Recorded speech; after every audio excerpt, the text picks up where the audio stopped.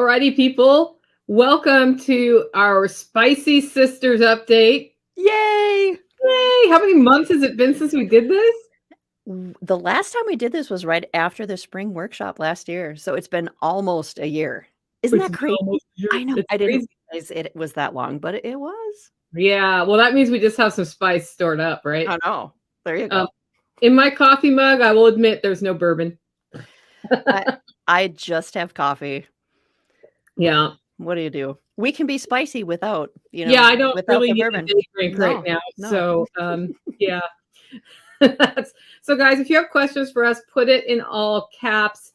And in case you don't know who in the heck we are, because we're streaming on 2 channels right now. So I'm Nicole Sauce from the Living Free in Tennessee podcast. My YouTube channel is at LFTN. This is Amy Dingmann from A Farmish Kind of Life. What's your short URL? Do you have one of those? I do, but I don't know what it is. It's probably Okay, a it's A Farmish kind of Life on YouTube. Just search it. That's what it is. And if you're on the other channel, go to the other channel and follow it, because it would be great if people who watch me watch Amy, and if people who watch Amy watch me. I think we can all grow each other's communities and have some good conversations that way. Indeedy. So if you were going to summarize, Amy, what Spicy Sisters is all about, what would you say? Telling it like it is, getting together with a friend and telling it like it is. I think a year ago, maybe more than a year ago, you and I both were kind of getting a little spicy about some things on our own podcasts, and it was suggested maybe we should get together and spice off, do a show. Yeah, we're gonna spice off, and that's what we did, and here we are. Yeah, and I think a lot of what we talked about before was, as content creators, people come at us for ridiculous things. I think somebody went at you because you were married to a cop, as if their opinion would make you divorce your husband. Yeah, I mean, that's a powerful opinion, right? Yeah. You're like, oh, yeah, sorry. I can't follow you anymore. And you're like, bye-bye, baby. Bye. Like, what am I gonna do? I love my husband. Been with him. How many years have you been with your husband? A million. No, a million years. 23 years this year. 23 years. We'll be married. Yeah. Yay, good for you. Yay. So people should be asking Amy how to have a long, successful marriage. Not, hey, leave your cop husband or I'm going to stop watching your channel. Darn it. Darn it. Yeah, I know. People are crazy. What do you do? Yeah, Liberty all day. It's like, I'm gone. She's married to a cop. Yeah, they're joking, I'm sure. That's what you deal with as someone who's out there, out there on the internet. That's what you deal with. Yeah. It's part of the game. So before the show, we talked about what we were going to talk about, and I'm here in my paint head because we portray ourselves as homesteaders, and we're beautiful homesteaders, and we are beautiful homesteaders. But this is like literally what I look like when stuff is raining down on my head from the ceiling, and I don't want it all up in my hair. And I was like, I was wearing this because I've been ripping out kitchen stuff today as one of my big projects. And I was like, well, I guess I better do my hair and makeup. I'm like, fuck that. Oh, excuse me. Screw that. I'm going to get on. I was just telling you, I'm trying not to swear this time. You're all good. I'm going to get on the internet. But this is really what homesteading looks like for me right now. Do you ever look like this? Most of the time, actually. I'm like, I have to make a video today. I should probably brush my hair down. Maybe I should just stop brushing my hair, Yeah. Like, well, you could grow dreadlocks, right? I could. That'd be cool. Yeah. I should have worn my bandana today. But I didn't. We didn't plan this, obviously. No, we didn't. We didn't plan our wardrobes at all. We didn't. So actually, I look like I have a big marijuana leaf, don't I? What does that say? It says make your own magic. Make your own magic, and it's a snowflake. It's beautiful. That's not a marijuana leaf. Snowflake works because it's snowing here, because Minnesota, and it won't stop snowing. We're supposed to get another. If we want to get spicy, we can talk about the snow, because March in Minnesota means that's when all the snow comes. That's our snowiest month. And so it's so frustrating because you're looking online at all these wonderful people like in Tennessee that are doing all this great stuff outside, right? Yeah. You've already had like your 80-degree days. No, we're not even close to that. And so we just keep getting dumped on with snow, or they say we're going to get dumped on with snow. So we prepare for that, and then it doesn't happen. So I think we're supposed to get another 4 to 8 inches today, another couple inches. 4 to 8 inches of snow. It was supposed to be a foot, so it went down. So I'm happy about that. But I don't know. We'll see what happens. Apparently, I'm channeling Elsa. There you go. I've never seen that show. I have boys, and they were past that, you know, when Frozen came out. So I have seen it one time with my nieces. Yeah. Thank you for the super sticker. I'm sure that went to Amy because I have monetization off on mine. I'm sure. I don't have monetization on YouTube, if you can believe that. Oh, I'm not to that point yet. What do you need to get to that point? Lots of hours. How many? I have like 3,000. Okay, my friends, go to Amy's channel every night. Start playing videos while you're doing stuff and listen to the stuff she has to say. Don't fake stream them because YouTube figures out when you're doing them, but definitely start putting Amy on your daily rotation so she can get 3,000 more hours, please. There you go. Oh, thanks. I just need, I don't know, 100 of you to do that. There you go. That'll work awesome. What's the weather been happening? It's obviously not snowing in Tennessee. What do you got going on there? So it's mid-50s today. It's been between mid-50s and upper 60s. So is that nice for you or is that chilly? It's a little chilly, but oh my gosh. I mean, for this time of year, it's normal. Yeah. And at nighttime, it has not been going below freezing, although it will this weekend. We're going to get down to 29. So all of my trees are blooming, except for the cherry. Oh, geez.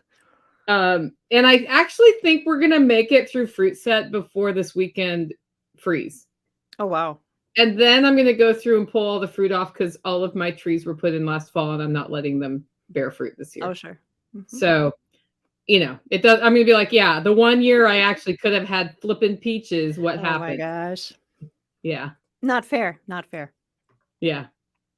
So, but it's great. And I'm working on the Hell Project, which I kind of knew was going to be the Hell Project before I got in, which was finding out why my floors weren't level. I found out. What's this? Is it a secret or? No. So all of my joists are 2x4s in this house. And most joists are like 2x8s, 2x10s. My house is built so low to the ground. You've seen it that I've seen it, yeah. Put 2x8s in, but I was able to replace them all with 2x6s. Okay. Well, that's better. So what started as sort of a simple kitchen redo has turned into, let's just, screw it. We'll take it out to the beams. We'll reframe the exterior wall. We'll rerun all the wiring. And I just sat down with Tactical this morning and I'm like, here's my plan to get me from OMG to I at least have a stove and a sink in here. Those are important. That's all I need. I don't care about everything else. But if I have a stove and a sink and maybe a little tea counter like that big, I'm cooking outside or I'm cooking next door, but like doing dishes on the outside sink is actually a huge pain in the neck. Yeah. Yeah. So, yeah. So you've been busy. I've been busy. More than busy. More than busy, as usual. And we have Self-Reliance Festival in 2 weeks. Right. Which you should not promote because all the Satanists are going to Tennessee. Something like that. Tell me about that. It's crazy. I hear that. People are so concerned who I am involved with. So that's the first weird thing. Like, why are you so concerned who I'm involved with? And number two, how do you know what you think you know about other people? Yeah. Like how do you, I don't know. I've had a few people who are like, don't be involved with Self-Reliance Festival. You shouldn't promote that because that's where the bad people are. And that's where the non-Christians are. And that's where the, all the people are coming from all out of state and they're flooding into Tennessee and it's going to be horrible and you should be careful and you shouldn't go there and you should not be involved. And I don't know. Yeah. What are you going to do? Do you believe them? I don't. There's been a lot of reaction to Satanism in the last couple months. Really? Where, like the imagery of Joe Biden looked satanic on some press conference that I never went back and watched. And it looked more fascist to me, but then I would argue that, fascists are not good people. So I guess I could agree there.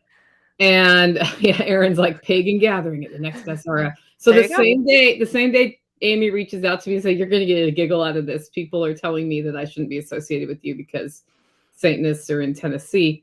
I am 100% confident there are Satanists in every state in the union. So they're not wrong.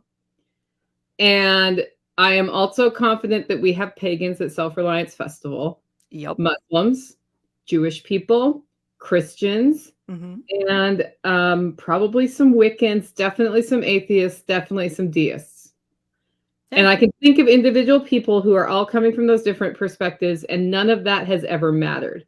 Right. So the same day you sent that, somebody who is coming to Self-Reliance Festival sends me a text, and everybody's really careful with me about religion, which you pretty much don't have to be.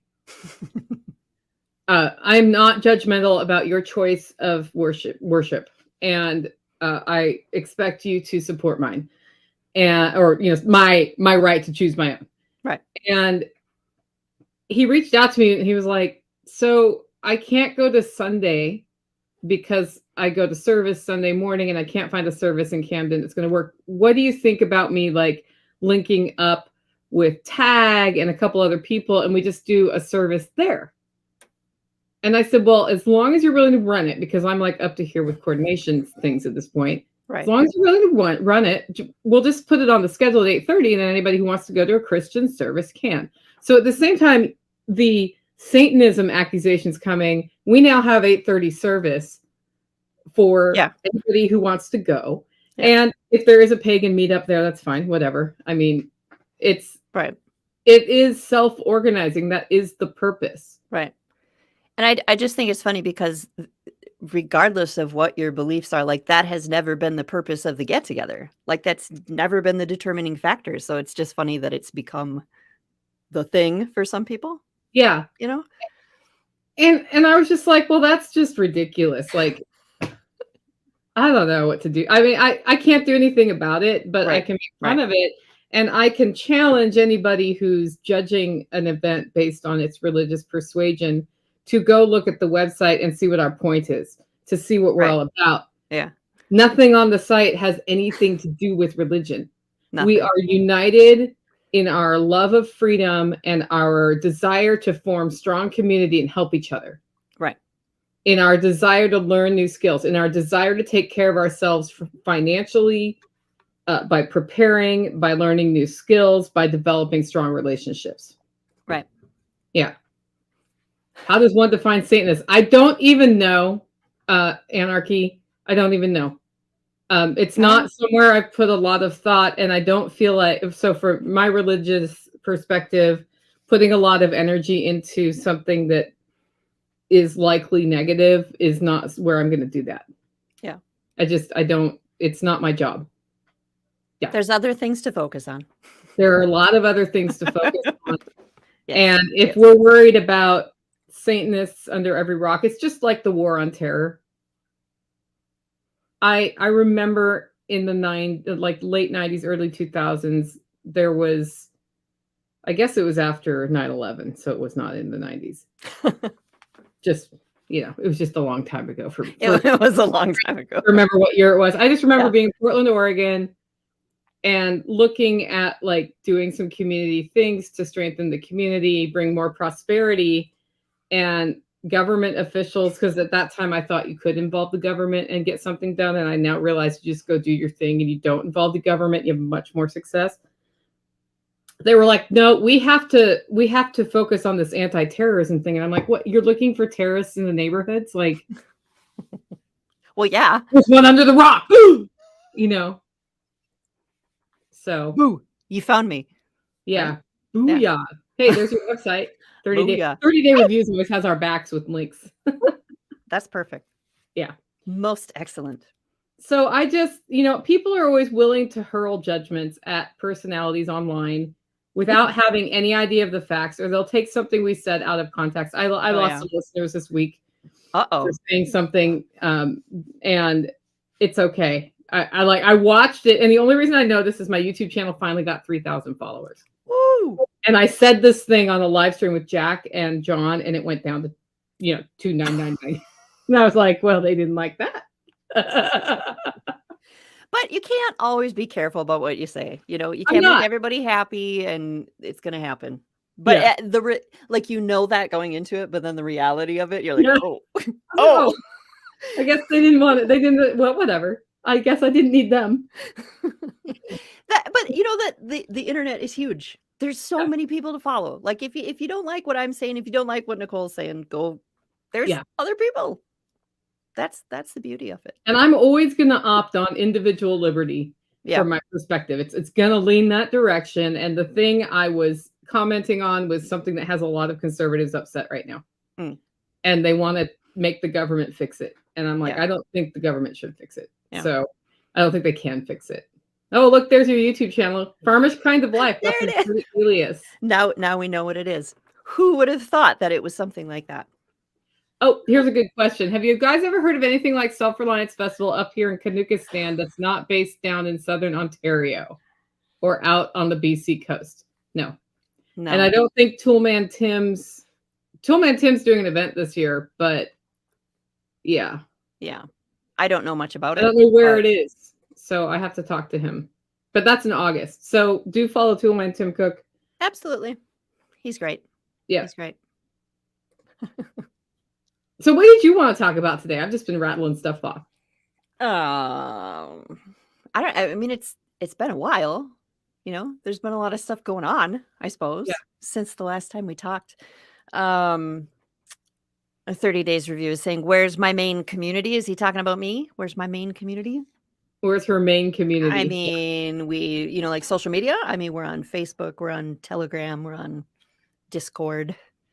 We hang out and chat. I'm on MeWe a little bit. That's where we are. Yep. What was I saying? Oh, all the things. We haven't talked for almost a year on Spicy Sisters, so it's been, there's been stuff going on. If you are a follower of mine and a listener of mine, you know that I took a little break there. Went out and decided I was gonna have a job off the farm. So how was that? You know what? The first couple of months were great. I was like, this is awesome. I hadn't had a job outside the home since before my kids were born, and now my kids are adults. So that tells you anything. It's been a while. But my youngest graduated from homeschool because we homeschooled both our kids. And it was just, you get to that point. Okay, my kids are gone now. Well, they're still here, but they're never here. And okay. So what do I do now? And it didn't occur to me that I have this thing called a Farmish Kind of Life where I'm writing and I am podcasting and I have this whole thing that I've spent all this time building, right? But my youngest graduated and I thought, I'm going to go get a job. I'm going to go into the world and have money. We're going to have so much money. We're going to have so much fun too. Oh my gosh, it's going to be great. I'm going to carry my lunchbox. I'll be adulting. I'll be adulting and I'll be in the morning commute and it will be awesome. And it was awesome, for 2-3 months. And then you forget like the way that your life is set up the way it is for a reason. And it works the way it works because of things you've set up. And then going out and deciding, well, now I'm going to be gone 8 hours a day, 10 hours a day, whatever it is. And then I'm going to come home and try to run a farm and try to do all the rest of the stuff that I was doing before with writing and podcasting and books and videos and all of that. You can't do that, right? Like you can't. I have a problem with time in the sense that I think I can fit 48 hours worth of stuff in 24 hours. And you and I share that. Yeah. And you get to these moments where you're like, actually you can't, right? You actually can't. So that was a lesson. And since we've already mentioned that I am married to someone in law enforcement, secrets out, he has a little bit of a crazy schedule. And he works nights and his schedule is kind of all over the place. I'm supposed to have the day off and now I don't. I was supposed to work and now you don't, and so it's always changing just because of the nature of what he does. And so going from doing all my work at home and being able to be flexible about everything, like, oh, we can change our schedule, to now I have this job and I work these hours and trying to fit that with what he was like. I'm like, what is this? I don't even understand how people do this. And that's a crazy thing. I had a lot of guilt at first because I was like, there's so many people doing this. There's so many people that are both people in the couple are working and they have their homestead and they're doing all this stuff. So I felt guilty for a couple months going, I would be able to do this. And then I just had to be okay with being an adult and saying, I don't want to do this. Yeah. like it's okay to say, that's not how we set up our life. We made the choices we did for a reason.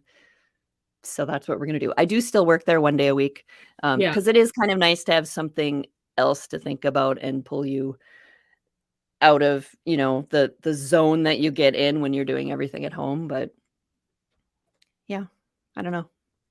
Yeah, I watch people with 2 jobs do their homestead, Yeah. and I'm like, they've gotta have it set up completely differently than mine Yeah. is. And I'm impressed, and there's no way I would try to do that. I remember what it was like to commute from Beaverton to Portland, work all day, and come home. I remember how tired I was after all that, and then to try to do anything at night, Yeah.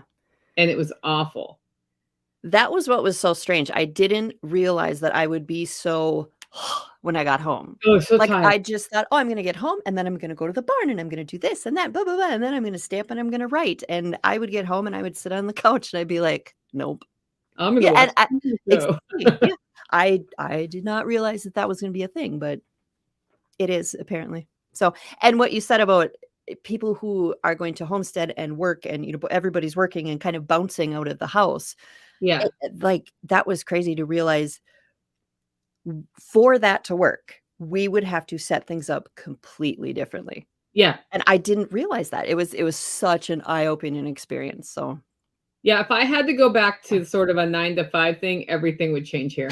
yeah, I would have to do fewer things on the homestead, yeah, and it would have to be set up so that, between the hour of 6 and 6:30, I can do all the animals, and then I don't need to do them until after 6 PM, so it's like that 12 it's possible to yeah. do. Oh, yeah. And then on the weekends, I'd be doing all the catch up to make it so for 5 days Yes. in a row, I can do a couple of half-hour sets, and then if there's a problem, something's gonna die because I won't be here, Right, right. and nobody will be here. Yeah. So, The yeah. the the big problem, I think, was it felt like so we moved here to the homestead to do all these things, and I went and got the job, and it felt very much like the homestead became an afterthought. Like, it Yeah. was just one more thing to do. And, like, Yeah. when I realized that, I thought, "Oh, Oh, but I like we home gotta change something here. This is" yeah. Yeah. So, how hard was that from an emotional standpoint to go through? Like, realizing it? Tell me how it really was. Tell me your feelings. It was not good. There was a lot of I will give a shout out to Erin from Mhm. Two Chicks Homestead. She is probably in the chat right now. She talked me down a few times.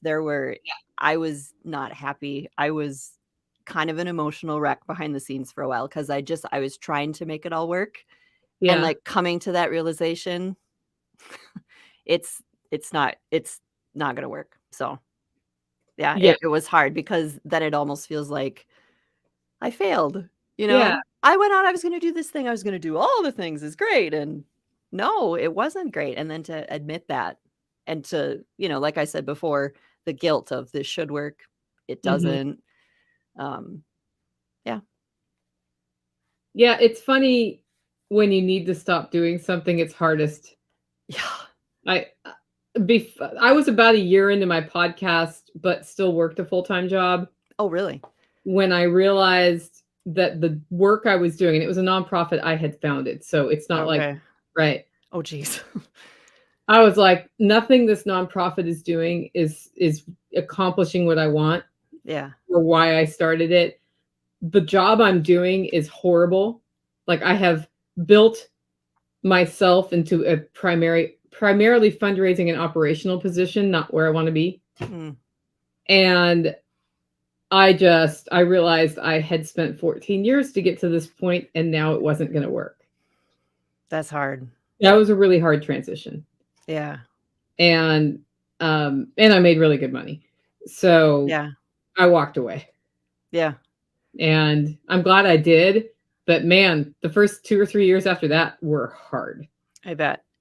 Well, And especially if it's something you started, like, yeah, that's oh, that that's hard. nonprofit went out of business because then I was like, all the other people working here, I will empower you to raise money. I will show up to meetings. I won't take a salary for a year, but you have to replace your salaries because I'm going to stop. And they're like, okay. And then they did nothing Mm. for it. So, and that's fine. It was my mission. I was the one who was driven by that mission. And I just realized I was not like my bigger picture mission. I'm doing the same mission now I was doing then, basically. I'm doing it through a homestead lens and a podcast lens and Self-Reliance Festival. But I'm basically doing the same thing. I'm just not focusing on politics anymore. Okay. Mm-hmm. So, and making way better progress on my mission than I did there. And I think that was one of the things I learned. You have to know why you're doing what you're doing. Yeah. And you have to know like the goal. Why am I doing this? Because when at the end of the day, when you're like, oh, this is horrible and I don't like it, then you start to figure out, why do I not like this? Well, it's not accomplishing what I thought it was going to do. Yeah. And if you don't know what that is, yeah, that makes it, harder. That's why when we talk about setting sort of your life vision, it shouldn't be, I will raise rabbits. Right. Because that's a thing. That's a specific thing. And then if you hate raising rabbits, you find yourself raising a lot of rabbits and you hate your life. Right. If you're able to describe your life in terms of what it is like, then if you try raising rabbits and it doesn't get you there, and then you move to sheep or whatever, it's like, okay, that sucked. Not doing that, doing this. Yeah. Okay, that sucks. Not doing that, doing this. And it helps you find something you love. Yeah. Oh, Nate, nice comment. Thanks. Yeah. So, anybody else just lose audio? I don't know. I can hear. I can hear too. The recording will be fine. It'll be fine. Wait, did you hit mute? Right. I've done that. I did that. As today. have I. Yes. Yeah, I think a lot of people, something I've been kind of paying attention to online now with personalities is in the homesteading network, I'm noticing two camps. Okay. One camp are homesteaders who are primarily able to ramp up because they've been successful teachers, made a lot of money in the homesteading world or elsewise, and can pour that all into making their homesteads awesome. And then homesteaders who are like, I'm going to pay for this as I go, and it's a little bit scrappier. And the former category tend to not show the problems that they come across. The latter do show the problems. But I think as a result of that, people don't find them as credible. Interesting. Have you seen that or no? I see that sometimes when I think of like YouTube. Yeah, that's where I'm talking about it. Oh, okay. Yeah. Okay. Yeah. I guess some people are very successful and show the very polished product, and you get one sense of homesteading from that. And then you have the people that are not as polished, and you get like, we almost need a mashing of the two groups. We need to find the middle ground of show me the problems, but also be, I can't think of the word. Real. Yeah. It's amazing how you can get into homesteading and you don't understand what you're getting into, depending on who you followed and where you've got your education from, and whose experience you've been watching. It can it can set a whole course for you, and it might not be the course you want to be on. Yes. Yeah. And I'm just thinking about like you right now, you've been doing that experiment with making your homemade incubator, right? Yes. At the end of 21 days, it's possible that no chicks are going to hatch. Absolutely. Right? Yeah. Probably not what's going to happen, but you don't know till you know. Right. And I love that you're sort of giving that progress as you go. Yeah. Because if at the end of that day you don't have hatching, then you know. Right. Okay. And then you adjust and you try something a different time. What I see happening a lot are people coming out. I guess I've seen a lot of YouTube channels where it's like, this is how I raised sheep. And I had, $100,000 going in and there were no problems. And this is how I do fencing. So then I'm like, let me try to do fencing that way. I'm just curious because I've never seen fencing done that way before. Totally doesn't work. And I'm like, did you actually do the fencing or does that like magically work where you are? Right. Could be either. right? Right. Yeah, and But there's a huge difference between what you're doing in Tennessee and yeah, what you can do in Tennessee and what I can do in Minnesota. It's just yeah, there's such a huge difference, across the board, and right. I don't know that everybody understands that. They don't make Yeah. it known, I guess. Yeah, like, we tried chicken netting Yeah. here I tried it 4 or 5 times, Yeah. and it did not work. I And sense everybody's you're like, not a fan. "Why don't you just use chicken netting, Nicole?" I'm like, "Have you seen my homestead? It's a little steep."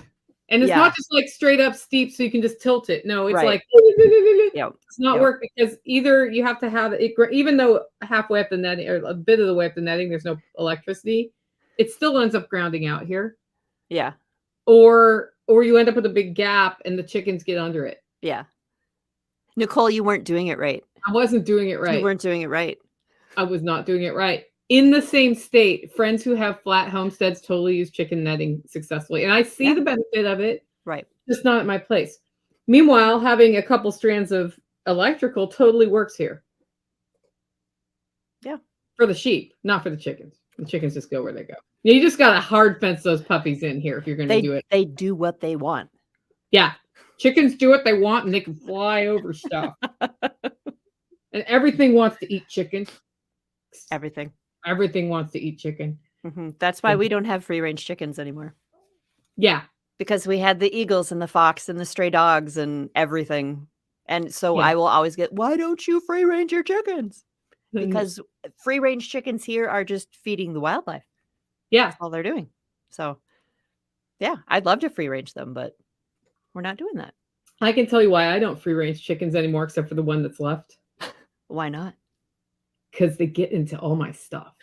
There is that as well. Yeah. The greatest thing about locking them up was my husband saying, "Wow, there's not chicken poop on everything." On There's everything. They didn't rip out all the everything. plants I just put Exactly. in. There's Yeah. not holes everywhere where they decided, "This is my dust bath spot right now." And Yeah. yeah. Yeah, and we can successfully free range chickens here because our dogs Yeah. chase everything off. But Oh, yeah. nice. Yeah. Nice. Mhm. But it took me like 5 years to have that. Yeah. 5 years of feeding foxes and Yeah. raccoons and Yeah. hawks. We would have neighbors call and say, "I think one of your chickens is out in the field." Oh, there's a fox with it. Never mind. It's like, well, I can't do anything about it. I guess just The fox goodbye. is hanging out with the chickens.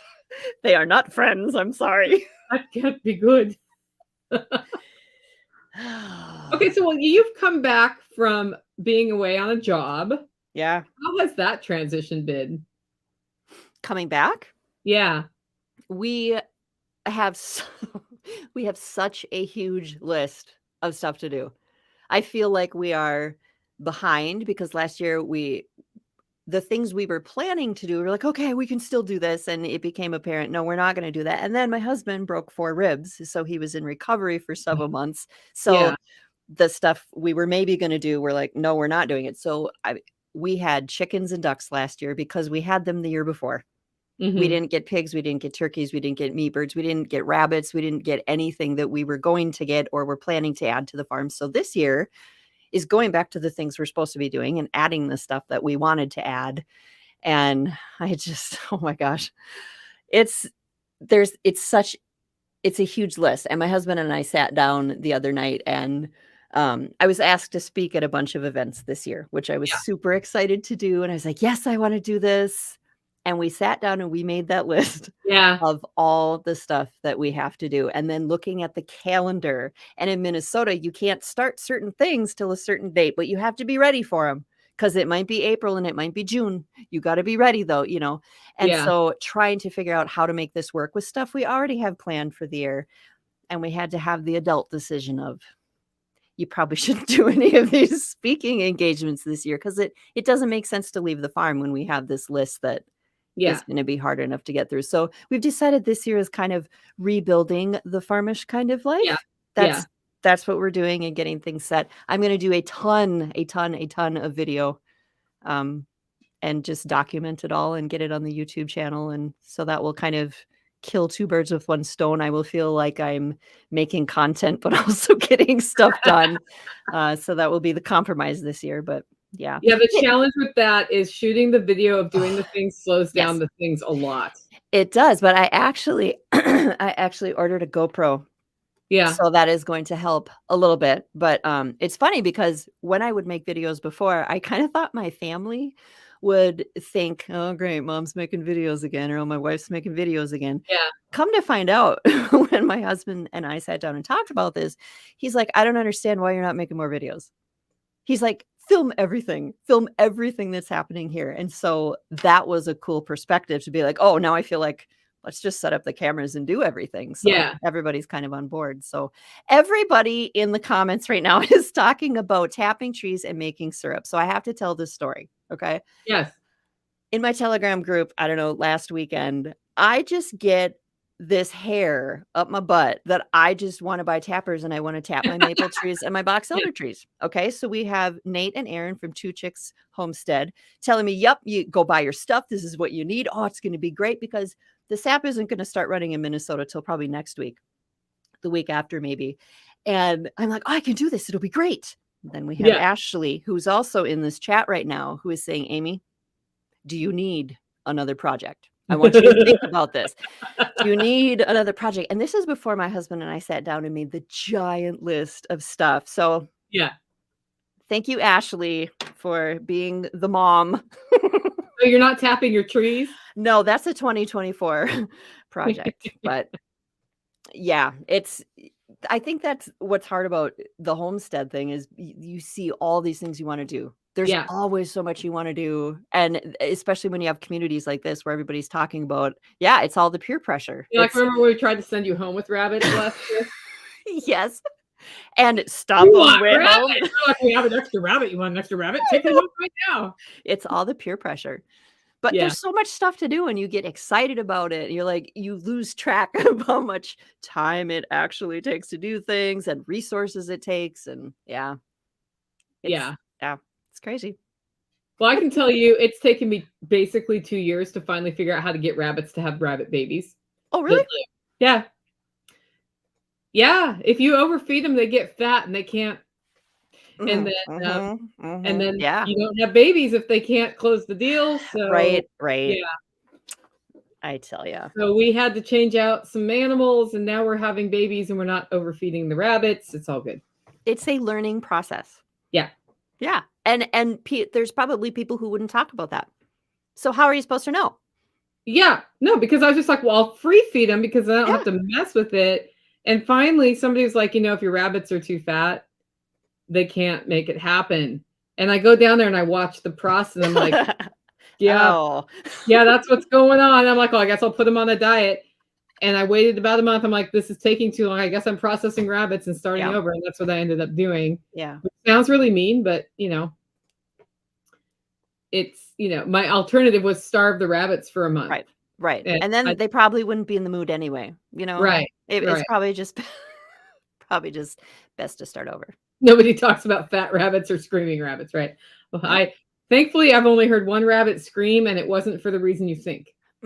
I pulled, because we had some babies that successfully made it through the freeze. Yeah. And I pulled the girl one out before I knew their genders, because I was going to teach them to enjoy being handled. And she just lost it. She was so upset about being touched by this giant rabbit that has thumbs. Yes. But once she got over it, we were okay. And then the next time I picked her up, she was resigned to that. So yeah. Margot asks, is Amy coming to the spring workshop this year? I'm pretty sure Amy's not doing any speaking engagements. Are you doing any at all? None. That was the agreement. None this year. And so no. 2024 hit me up, but it's not. There's so much stuff to do. It's ridiculous. It's funny because most of my 2023 is booked now too already. Really? Yeah. Yeah, so it's funny how fast there's just a huge hunger for the homestead and personality perspective. Yeah. So yeah, it's a popular thing. People are doing it. Yes, yeah, they are. I anticipate a lot of events going out of business within the next 5 years, though. Think so? Yeah, because I think what I've seen happen with the events is there are some standard events, and then more and more and more and more events are happening. Yeah. on a pretty big corporate scale, and they look really cool. And then I hear people go to them and they're like, nothing was good. Mm. And so that makes it bad for the events where good stuff does happen, A. Sure. But Yeah. B, that's the impression people get of homesteading or learning how to homestead. And then they come back and block her in now. She and I talked about speaking in 2024. Don't worry. It's fine. Fine. And yeah, so I think what'll happen is some of those bigger ones will fail. Or one or two of them may stand around and just be terrible for the next decade. Mm. Yeah. I think the hard thing is that, like, people always talk about how there's not a lot in, like, everything's your area, like Tennessee over there. There's not a lot of stuff that's Midwest. So I think part of the issue is everybody wants to start something and get stuff going so there can be something in their community, but there's only so much, there's only so many speakers. There's only so many. It's hard to figure out. Yeah. And then when sort of like hey, we're gonna, I call it the corporate approach, and I don't mean this in a bad way, but it's the person motivated sees a profit motive, but is new to homesteading, isn't a homesteader. Okay. Yep. They're choosing who the speakers are based on the bestseller list. Sure. And that attracts attendees, by the way. But what that does not necessarily do is get you the kind of stepwise training that you may want. Mm-hmm. And you miss a lot. Yeah. So that's where, I think those aren't going to do right. I think it'd be great for there to be a Midwest event. Mm-hmm. I think there's room all over the place for events. Sure. I'm actually really confused about why Tennessee has so many new events starting, but that's fine. Because you're Tennessee. Because people are excited about it. Excited. Because it's exciting. It is exciting, but it's funny to watch. I'm like, wow. I did 3 self-reliance festivals last year. Oh my gosh. That's a lot. It was a lot. And I was like, I think people are getting self-reliance festival burnout. Do you think they are though? Yes or no. I think if I had done 3 or 4 this year, like was the original plan. Oh, wow. I think it's like, some people will go to every one. Most of those people live near the festival. Right. And can take a weekend off. What's happening as we get more people from I need to do something to I want to have a homestead, or I need to do something to I want to build this other thing in my life, it's harder to get away for the weekend. Yeah. And so we reduced to 2 festivals because I felt like that's what we can really promote. Yeah. Yeah. But it is. One person asked me the other day, like, why aren't you just doing it annually? I'm like, because people want it more than once a year. Yeah. Yeah. Yeah. I was going to say something and I totally spaced. It was something about the event. I can't remember. It'll come back. It'll come back. Maybe. Yeah. I came to SRF in October all the way from Arizona. We get people from all over the world. We have people from Canada coming this time. Yeah.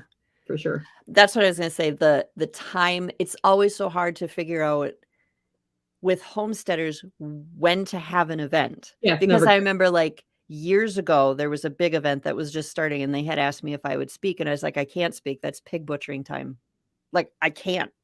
I can't move when pig butchering was, like it's so hard because it's either it's going to be planting time or there's so much going on. And to leave the farm, if it's something that's really close, like you said, we'll go all the time. But if it's something you have to plan for and travel for, it's hard. The bigger your stuff gets, the more you take on at the homestead, the harder it is to get away. So they did a big permaculture / homesteading event here in December. Like, I don't know, 6-7 years ago. Okay. And I find December to be a really hard time to leave. Oh, really? Yeah. So they're like, well, because homesteaders can leave in December. I'm like, everything freezes in December. And unlike Amy Dingmann, we're not terribly well set up for freezing here. And so for exactly the reason, that people can't come in March or April, right? It's hard for me to come in December. That's so interesting because I would not do December because there'd probably be 3 feet of snow, but I wouldn't worry about stuff. That's so interesting. And I think people don't people don't think about that enough. It's so different all over the country as far as like zones and what's going on. And oh man. And so my thought is you just have to choose your day and go for it. Yeah. Somebody here's got a May 6th one. You just got to choose your day and go for it. Yeah. And then if somebody says I can't come because your times of year are terrible, they're not a good fit for your event. Right. I choose my times based on what I think the weather's going to be like at that time of year in Tennessee. Yeah. Because we did June last year when we don't usually get the oven yet, and the oven turned on in the middle of the event. It was hot. Which makes it miserable. It was, I mean, nobody complained, but I was like, wow, this is hot. It was very hot. Yeah. Yeah. And it's easier to get warm than to get cool. Yeah. Yeah. I remember being at your spring workshop last year, and it was for someone in Minnesota. I was like, oh my gosh, I need it was so warm. It was that so first warm day I did that session under Taj Mahal. I was like, it'll be fine. And then the sun crested the hill. I was like, what have I done? I was like, this is July, August weather for us Minnesota northern people. Hey, we're air conditioned in the basement. Yes. But yes. Well, and the funny thing is, the year before it was below freezing for that event.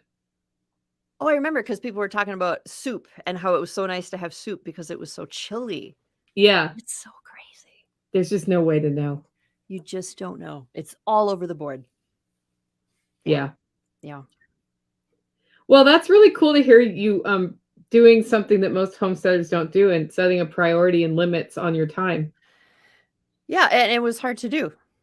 Yeah. I think sometimes, maybe even especially in the homesteading community, there's this kind of thought process where if you want to do it, you can do it.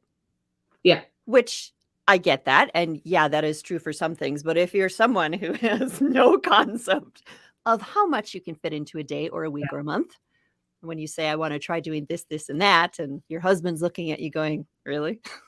Yeah. Okay, you try. Make bread while we're doing that? No. It's like, I'm not going to tell you no, but let's see how this goes. So, yeah, it's, you learn what you can do, and you work through the guilt of not being able to do what you thought you could. And then you come back and talk about it. And then people are like, oh, I'm so glad you talked about it. Because, people go through all the same things. Yeah. In some ways. So anybody who listens to my podcast hears about my spring planting plans. And then in the fall, they hear about what I really did. Right. And here's what really happened. We should keep the list. I talked about the list that we have to get through, that we're trying to get through. Yeah. We keep that list, not, like an original, like here's what it was. And then what it was in March 2023. Right. And now it's November 2023, and what actually happened? Yeah. That would be interesting. Yeah, I thought I was being good last year because I've been implementing a permaculture plan here, and I was like, I'm just going to do these 3 projects. 1, I'm going to move that hillside. 2, I'm going to put the aquaponics system in. 3, we're going to thin the trees over there and plant fodder trees. The hillside is moved. Right. I am looking out my window at upside down IBC totes for the aquaponics system that's still not in a year later. Mm-hmm. And I think these are no thinning of trees has even been dreamed of or discussed. But I think that's the good stuff to talk about, because on some channels or on some podcasts everybody talks about the good stuff and all the success. Yay. And not that it takes forever and twice as much money as you thought it would. And you're going to be set back how many times before and the plan's going to change because the way you thought you could do it, you can't. And that's homesteading. Yeah. Yeah. That's 100% homesteading. And you're like, in your brain, the thinning of the trees was an afternoon on a Saturday when you weren't busy. I hear that. Yeah. And then I'm like, how do I safely use this chainsaw to not fell the tree on my head? Right. And maybe somebody else ought to be around in case I do fell the tree on my head. Right. Right. And meanwhile, my kitchen is gutted. That's going to make video easier, though. When my kitchen goes back together, the kitchen studio is going to be badass. Nice. Yeah. That'll be awesome. And a lot of what I do is like, I'm showing from scratch living. Yeah. Somebody asked about how the broccoli from seed's going. I'll tell you this, it germinated. Sweet. And they're tiny little broccolis. And then the Aw. ones outside, I have some up, and I also saw some at the store, bought broccoli transplants with money and put them in. So Cool. I have gone from 3 angles: direct in the ground, in my seedling pots, and I actually bought 6 plants for the fun of it. And the next story you're going to hear is how all the insects ate my broccoli down to the little stems, which is what happens every single fruitpreneur except for last year in Tennessee. But this is homesteading. Yeah. Yeah. What do? You don't, I mean, every year something does different. Yeah. Does better. Do you have, like, what did well in your garden 2 years ago? 2 years ago, we always do pretty well with, here's what I will tell you. The first couple years that we grew cucumbers here, we had so many cucumbers. Oh my word, there were so many cucumbers. We have not been able to grow cucumbers since then. Doesn't matter where we move them, what we add, it doesn't matter. Like, the cucumbers are like, no, we don't grow here. We're not growing at your farm. Do you know why? Or is it just not growing? It's not growing. Huh. So I don't know. We're gonna do hydroponics with cucumber. We're trying that now. At least we'll have some cucumbers. But the first year we moved here, we had corn. So much corn. It grew just amazing. We were giving corn away because we had so much corn. And then I don't know, probably 6 or 7 years of not being able to grow a single stalk of corn. Like, how you get really cocky because you're like, oh, I can grow corn, I can grow cucumbers. And no, you can't. It was just that year. But it works the other way. You try something, you're like, I can't grow it. And then you'll have that year where you're like, I didn't do anything different. And this year it grew. It's how does that happen? Yeah. I don't know. Templin Acres, I share your distress over not growing squash. I don't have the mosaic virus, but we have the squash vine borers here. And they nail me every year. That's so sad. And what I have found out is if I randomly throw, like, winter squash in weird places in the property, those do okay because we trick the vine borers, but it can't be the same twice. Yeah. All these little tips. Yeah. And last year I planted aspirin with my tomatoes and I did not have a blight issue. Oh, really? And blight gets my first year here, I had all the tomatoes. Yeah. And another homesteader looks at me and she goes, did you get the blight? And I'm like, what's the blight? Did you get the blight? And then the next year it came and it never left. You're like, why did you say something? Why did you say the B word to me? You brought it upon my homestead. Yeah. And then Jack Spirko was talking about adding aspirin. And in theory, what happens, you put an aspirin in with the seedling, it senses that is a blight reaction, builds immunity to blight. And then you keep adding aspirin periodically throughout the season. Last year, I didn't have blight, but you know what? Every farmer I talked to had a low blight problem. So it was a low blight year anyway. So I still don't know if the aspirin works. Right. Yeah. Late blight, Will. It's late blight here. And the other thing I know is, and I'm changing this. So I'm all about this, like, I'm going to dry garden and I'm not going to add water to my garden because if the soil is right, it will just bring the water up and blah, blah, blah. And thank you, Barefoot Farmer, for that idea. I'm going to water my garden this year when it stops raining. Yeah. Yeah. I did last year too, but I didn't have stuff set up for it. So I inconsistently watered, and a lot of my problems were that. And then when you do water your garden and it doesn't rain, the water gets sucked out into the world. Yeah. So it's like, it's a brief period of time that it's there. So there's so many options of how to do stuff, and it's just a bunch of experimenting every year. So it's and no year is the same. So what you experiment with and it works, it's not necessarily going to work 3 years later. That's what's so frustrating, but also awesome and exciting. Yeah. It's this is what gets you excited after you're done with high school and you grow up. You're like, well, I'm going to try all the plants and 3 of them will live and I'll have a lot. Last year was a good broccoli year not for me. I mean, I grew broccoli for the first time that was successful last year. I mean, in Oregon I could, but here I couldn't. But the farmers did well with it too. And there was this day at the farmer's market.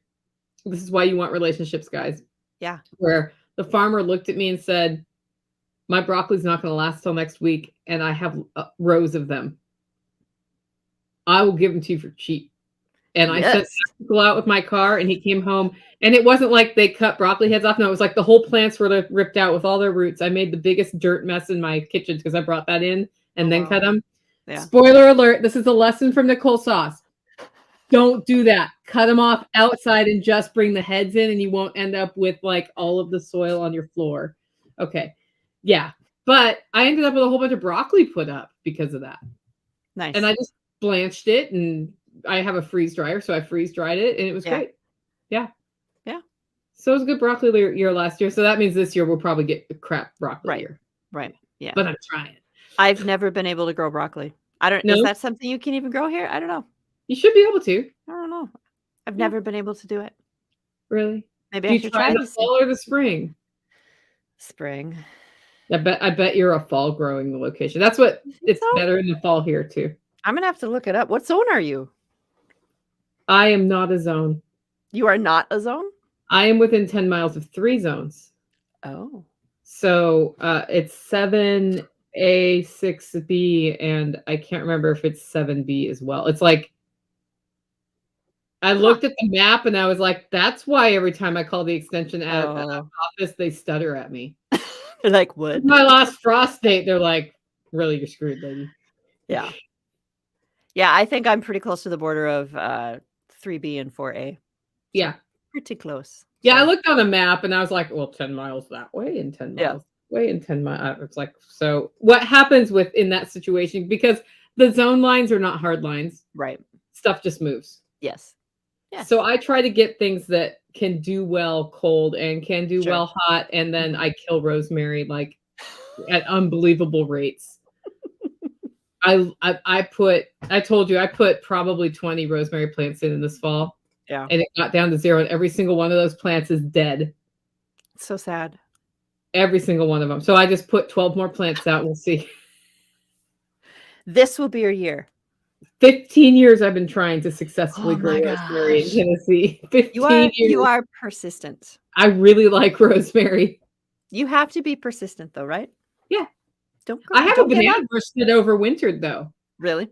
Yeah, I've been trying bananas for about 10 years. And this year I followed the advice of my buddy and I put like a round cage around it, filled it all the way to the top with leaves. Yeah. And I just looked yesterday and the little core is still green, even though it got down to 0. That might be what I need to do to a rosemary bush. Maybe. Oh, man. Yeah.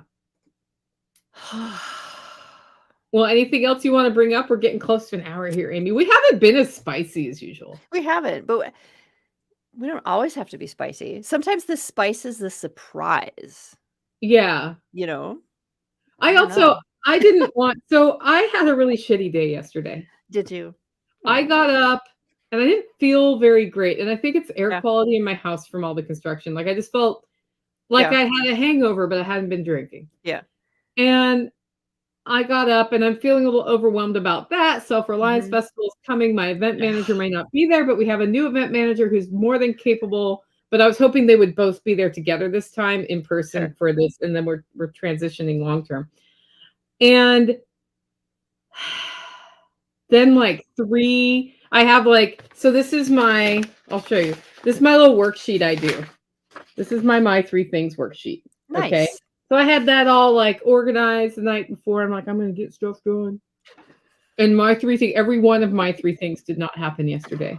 Uh-oh. And it was clear to me by 10 a.m. that none of them were happening because stuff was going horribly wrong. And my response to it was like, fracking, life's a bitch, then you die. Like I was totally a little grump about it. Yeah. And I vented to 2 friends for about 15 minutes. And I'm like, this sucks.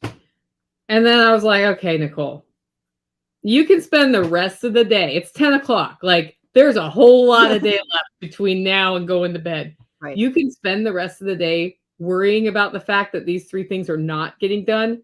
Or you can take this moment and admit your 3 things were just the wrong choice today. It was the wrong choice.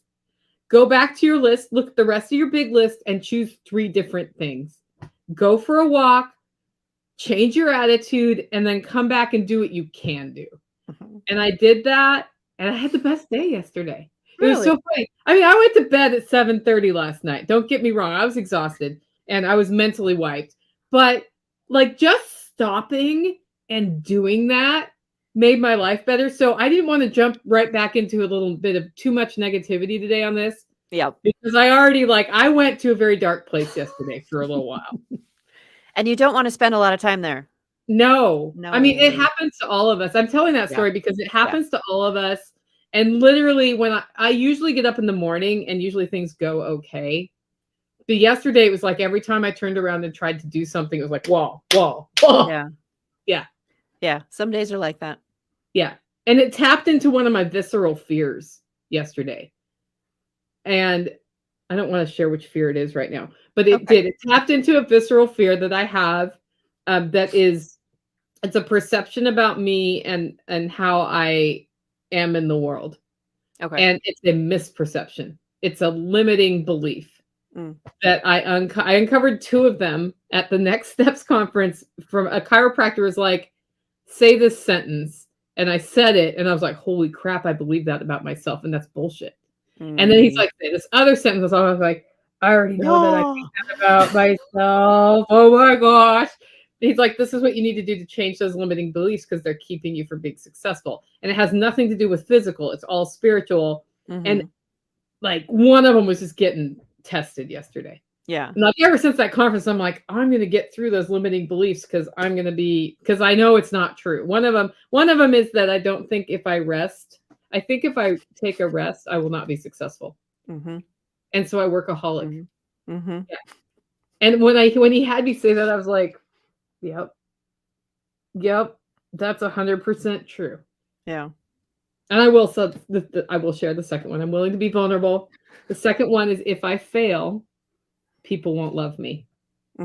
Like I almost started crying when he said that. I was like, he's 100% right. I'm so afraid of failing that I will work harder than anybody. And I will not stop until I have to stop because I get pneumonia.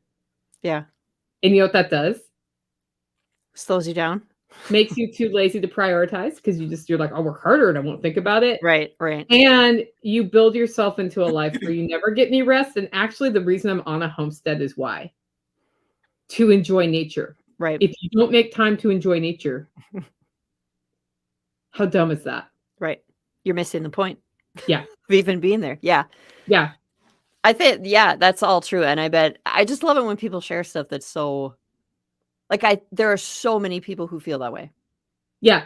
And I think sometimes maybe the Spicy Sisters is just about being real. Yeah. Just putting it out there. We don't have to be angry. No. Put it out there. Sometimes I get mad, but no. Yeah. It happens. It's we're real people. Yeah. And I think sometimes people forget that. Yeah. Yeah. It's just us. Everybody has a bad day. Everybody has weird stuff they need to work through. Yeah. And the best thing you can do is work through it, I think. So, yeah. Yeah, Erin says, that's how I get so afraid, so I just stop until I can get past it. Yeah. Yeah. Meanwhile, 30-day reviews, who's always had my back, he's like, here's what he does. He comes onto the live stream, and he's like, hey, don't forget to like and follow all the channels, because am I going to say it? No, I'm going to forget. Right. And then he's like, well, here's this link, and here's that link. Like, thank you, 30-day reviews. Yeah, you need to do my show notes for me. Right. He's about to, so he has not been in a full-time job for like 6 years. Oh, really? And it sounds like he might be starting a part-time job tomorrow, maybe. Oh, really? I bet that's scary. Yeah, I bet. Very scary. But I think it's really cool. Yeah. Yeah. Faith Always says, oh, I think you totally kissed axe, and that's not because you work. I do work though. People who cannot find time for recreation are obliged sooner or later to find time for illness. 100% true. That's what gave me pneumonia the first time. That and being under a house, replumbing it without a respirator. But yeah. So, do you have any crazy insights you want to share with us today? Crazy what? Insights? I don't know. Crazy insights? I feel like, one of the things that I had to learn, and I've discussed this with a few of my content creator friends, is, like, I think we all have a label for ourselves or a like a term we're going for, like, and I think this is common in the homesteading community. "I'm a homesteader." Yeah. Well, what does that mean? And Yeah. then when you have those times where, depending on what you define homesteader as, if you're not living up to what you think that is, then you feel like a failure. And I I don't think we have to have those labels. Like, I am learning who I am as Amy. That's what Yeah. I am. It's Yeah. not homesteader, it's not podcaster, it's not author. I mean, it is those things, but really, above all of that, I'm Amy. And what is that? When I was 15, it was something. When I was 25, it was something. When I'm 60, it'll be something, and so I've been trying to concentrate more on that. There's all these little pieces, but really you're just you.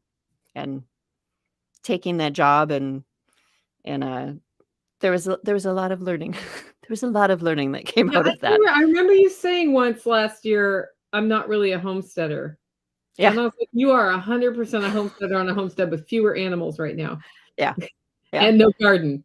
Which is odd because that was something I had to be careful of because having a big homestead and all the animals on the farm and then not having them, I felt like less of a homesteader, or I felt like a failure when there are people out there who are, I'm super excited to be a homesteader because I have chickens. Yeah. And I'm like, I'm not a homesteader anymore because Pigs. all I have is chickens and ducks and this giant barn. And And I make like my bread from scratch. right. Like we're all so weird, like we just get Yeah. caught up in all this stuff that doesn't matter. And, I really think homesteading is simply a state of mind. yeah. Do you work for your home or does your home work for you? Yeah. And when we decide to have our home work for us, it doesn't mean like magically everything about my home works for me tomorrow. In fact, never has everything at my home Right. worked for me, but more of it does than most people. Yeah. Therefore, I'm a homesteader if I'm in the city and my home works for me, or if I'm in the suburbs, or if I have a big red barn that Nicole Sauce is super jealous of. I love your barn. I'm like, I wish I had a barn like that. I got like these little shanties here. I have barn envy.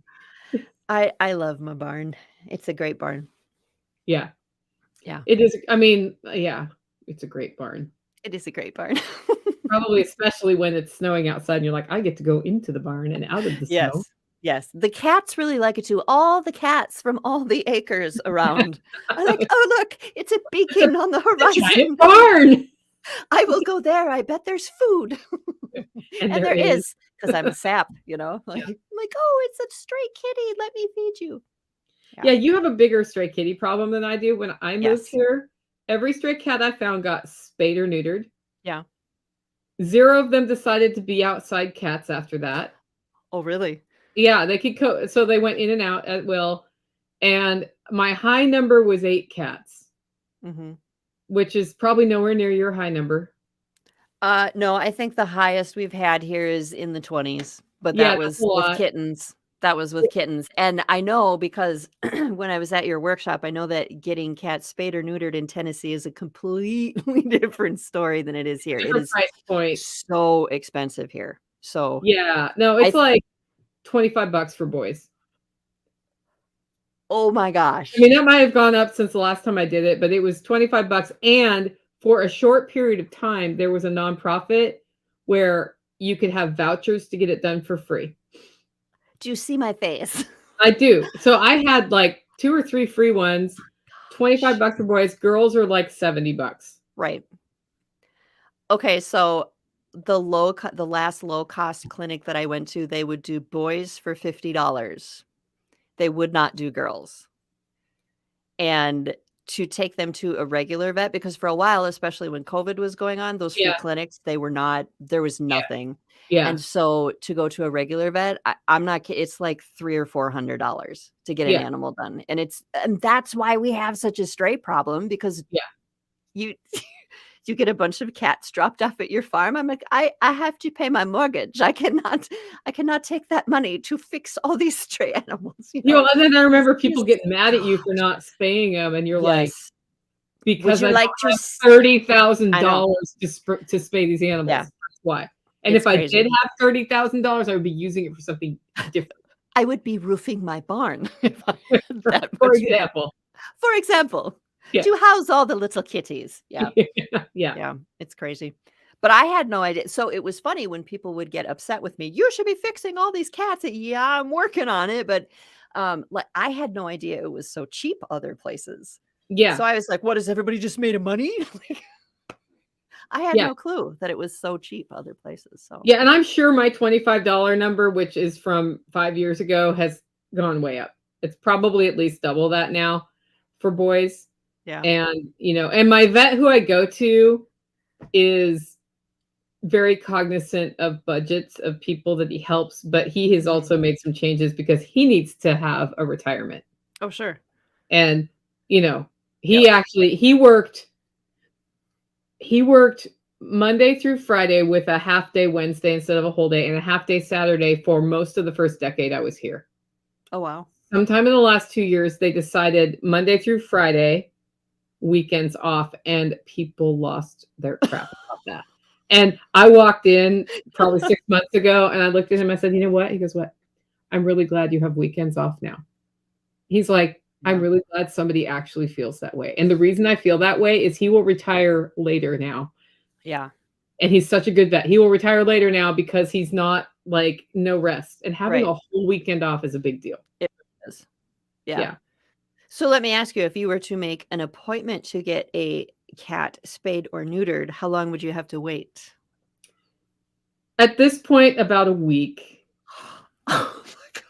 Sometimes they're like, we had somebody cancel Wednesday. They do it certain days of the week. That is absolutely incredible. It's months. Months? Months. Yeah, I mean, I've had to go a couple weeks before, but the other thing is, oh my gosh. I had one in heat. Yeah. A dog in heat. And they were like, we don't have an appointment. I'm like, she's in heat. They're like, we will call you if there's a cancellation. There was, and I had her in. Oh, nice. Yeah. So, Yeah. So the other thing is they have some flexibility. But yeah. Well, that's why everybody's moving to Tennessee, Nicole. Because well, now what's going to happen is it's going to be 2 weeks because everybody moved to Tennessee. Because everybody moved to Tennessee. Yeah. Yeah. Yeah. I mean, I can't get dental appointments for what that's worth. Yeah. Yeah. That's hard. How is your mouth? Better. I had 2 root canals. Yeah. And, that started in January where I had some teeth prepared for crowns that they said didn't need root canals. And when I came out of that, like when I could feel it again, I was like, I need root canals. Oh my gosh. And I called in and I was like, I'm in a lot of nerve pain. And they're like, wait a week and we'll see. So then I go in and they're like, oh, you need a root canal, maybe 2. And I'm like, yeah. And it's extreme pain and blah, blah, blah. Yeah. And they're like, well, 3 weeks from now we can do it. Okay, I'll just sit here and bite on a belt. I'm like, so what's the pain management plan? Oh my gosh. And they gave me they prescribed 3 hydrocodone pills for me. 3. They're like, try that for 3 days. And then if it still hurts, we'll prescribe you some more because I believe they think I was a pill popper. Oh. And I have a suspicion about why they may have thought this. And it was a judgment of somebody dropping me off how they look. Okay. And I went through a lot and I could not get through the dentist again who had said to get me in sooner. And finally, when I did, they were like, well, we could have seen you today for that. And I'm like, well, I would have come in today for that. Oh, and wow. The staff had lied to me. And because they were trying to save me pain by delaying it until my crowns are in so I could have it all done at once. I'm like, gum pain is not my concern.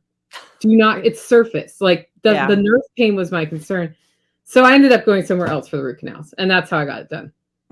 And, now I'm pretty sure I have another tooth going. So I have to find another dentist for that because I'm not willing to go through. I have since then I had a talk with the owner. They were they handled it. They owned it. They took care of what they could. The staff is still doing what the staff does. which is they lie about what days are available based on parameters that only they know. And I'd rather know, like, we're not offering you this day because of this other reason, whatever it is. We need you to heal longer. Like, just tell me why. Don't lie to me. Yeah. And so I'm looking for a different source for that. And I may just have that tooth pulled at this point. Sure. Yeah. But I'm pretty sure we have another nerve going there. So that's no fun because you have stuff I'm not in the pain I was. And I realized I was completely dysfunctional for the first 2 months of this year because of this. I got work done, but I'm looking at my quality of work. And I was like, that's what chronic pain does to you. That's very interesting because people deal with chronic pain for years. And I'm just amazed that they can function at all because I was like, this is all I can think about. Yeah. Yeah. So well, I'm glad it's better now. It is. Better-ish. It is. Yeah, I can chew food now. That's a plus. Yeah. There was 2 weeks where I was just like, I'm just going to drink broth. Oh, boy. I should have lost way more weight than I did. How does that happen? Look, $65 for feral barn cats. Oh, my gosh. Yeah. I'll have to do some looking again. Yeah. And we're down to, what? We're down to 8 cats now. So sweet. You're down to my high number. Yeah. Are they all spayed and neutered? Half, I think. Half. Yeah. Well, if you do come to Tennessee next year, I'll just bring a bunch of kitties. Decide if I need to make some appointments. We'll price it out. I'll come with a big van full of cats. Perfect. Yep. I'm taking a van. Don't ask me why. Don't pay attention to what's in the van. Don't. It's not candy. It's cats. It's cats. I am the crazy cat lady. I was told because my high number was 8 that I am a crazy cat lady. Really? We're down to 4 now, and one of them's 15, and I don't know how much longer he's going to be. I'm wondering if crazy cat lady is different depending on the state because 8 would be nothing in Minnesota. Really? Yeah. So I wonder if it's like a state thing. It may have to do with how many are actually in your house. Well, I have none in my house. When I had 8, they were all coming in to eat. Oh, yeah. You know, 6 of them were sleeping here. Yeah. Mm-hmm. Well, that's fine. Yeah. It's fine. All right. Well, anything you want to cover before we sign off? I don't know.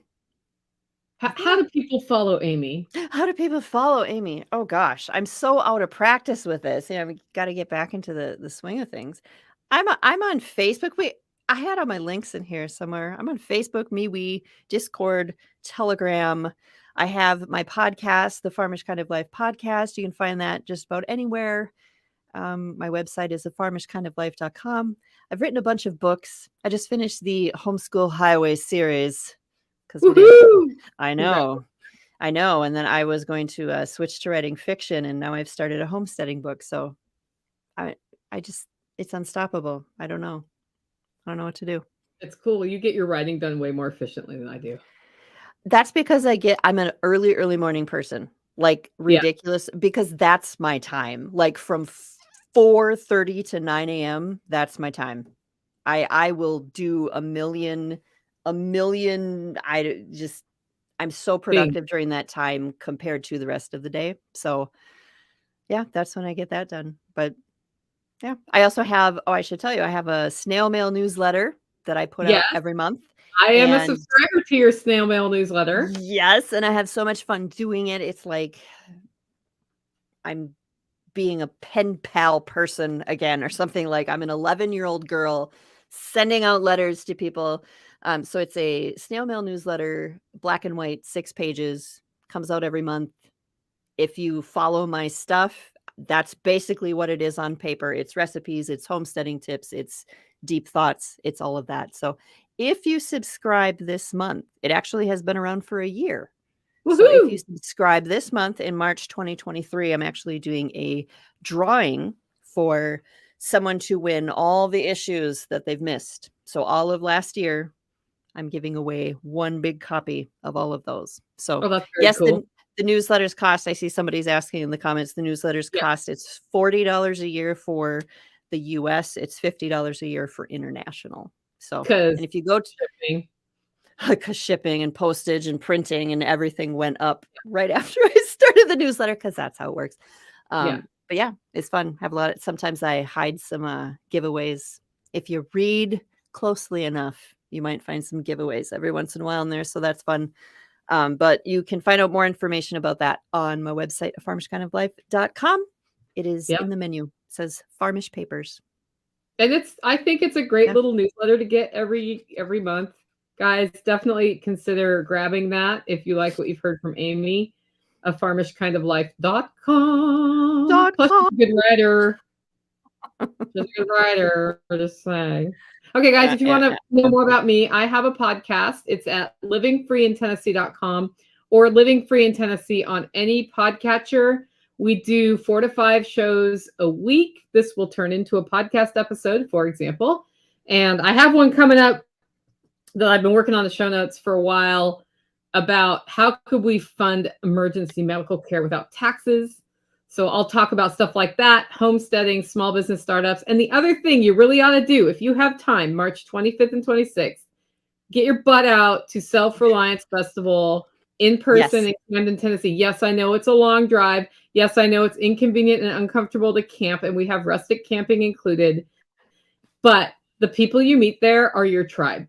And if you've been looking for your tribe and not found it, come out. And I don't care if you're from Washington State or California. Literally, we have people come every time who are like, I can't find anybody near me in Louisiana. And I yell through the mic, who else is in Louisiana? And like 4 hands go up. I keep hearing stories. I met a guy that lived 10 miles from me, and now we're starting our own festival. Like, literally had that conversation yesterday. So that's all over at selfreliancefestival.com. And hopefully Amy and I will be back next month. We'll talk about dates right after we sign off.